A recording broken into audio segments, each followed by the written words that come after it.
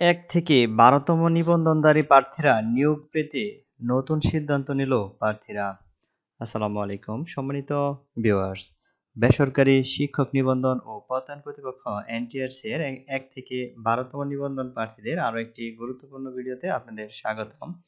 Viewers, আজকের এই ভিডিওতে আপনারা জানবেন ১ থেকে ১২তম নিবন্ধন প্রার্থীরা ইতিমধ্যে নিয়োগ পাওয়ার জন্য যে একটি বিশেষ সিদ্ধান্ত নিয়েছে। তো আজকের এই ভিডিওতে আমরা আপনাদেরকে এই সম্পর্কে বিস্তারিত জানিয়ে দেব। সেক্ষেত্রে অবশ্যই সম্পূর্ণ দেখার চেষ্টা করবেন, তাহলে সম্পূর্ণ বুঝতে পারবেন। আর যারা একেবারে নতুন যুক্ত হয়েছেন তারা চ্যানেলটি সাবস্ক্রাইব করে নেন, যাতে পরবর্তীতে আপনাদের প্রয়োজনীয় সকল আপডেট তথ্যগুলি পেয়ে যান। ভিউয়ার্স, আমরা কথা বাড়াবো না, মূল আলোচনায় চলে যাব। তো আমরা এখানে প্রথমেই যে বিষয়টি আপনাদেরকে দেখাবো সেটি হচ্ছে, আপনারা দেখতে পাচ্ছেন যে ১ থেকে ১২তম নিবন্ধন প্রার্থীদের যে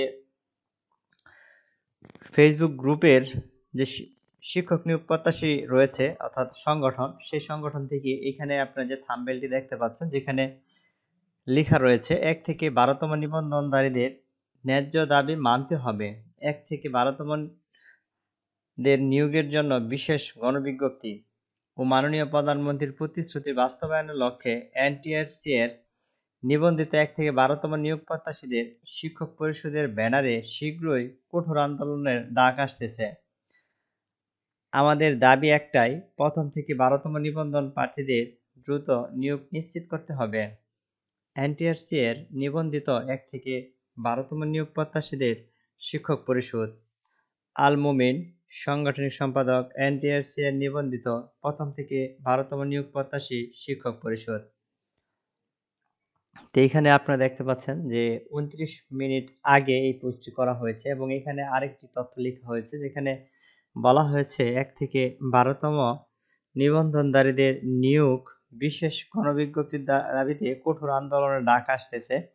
অর্থাৎ এখান থেকে আপনারা যে গ্রুপটি দেখতে পাচ্ছেন, আমি সেই বিষয়টা আপনাদেরকে দেখাচ্ছি যে এনটিআরসি এর ১ থেকে ১২তম নিবন্ধিত নিয়োগ প্রত্যাশী শিক্ষক পরিষদ, এই যে গ্রুপটি, এই গ্রুপটিতে যারা এখনো যুক্ত হয়নি তারা অবশ্যই দ্রুত যুক্ত হয়ে যাবেন। আর অবশ্যই ভিডিও ডেসক্রিপশনের লিঙ্কটি আমি দিয়ে রাখবো না। আর এখান থেকে আপনারা যে বিষয়টি নিশ্চিত হয়েছেন, যেহেতু এখানে প্রধানমন্ত্রীর আশ্বাস ছিল ১ থেকে ১২তম নিবন্ধন প্রার্থীদের নিয়োগের জন্যে, সেক্ষেত্রে আমরা আশা করব যে ১ থেকে ১২তম নিবন্ধন প্রার্থীদের নিয়োগের জন্য অবশ্যই একটি ব্যবস্থাপনা তৈরি করতে হবে এবং তাদের একটি উপযুক্ত ব্যবস্থা করতে হবে। তো সেক্ষেত্রে অবশ্যই পরবর্তী আপডেট জানতে আমাদের সাথেই থাকুন। আর যারা নতুন যুক্ত হয়েছেন তারা অবশ্যই চ্যানেলটি সাবস্ক্রাইব করে ভিডিওটি শেয়ার দিয়ে রাখুন। ধন্যবাদ।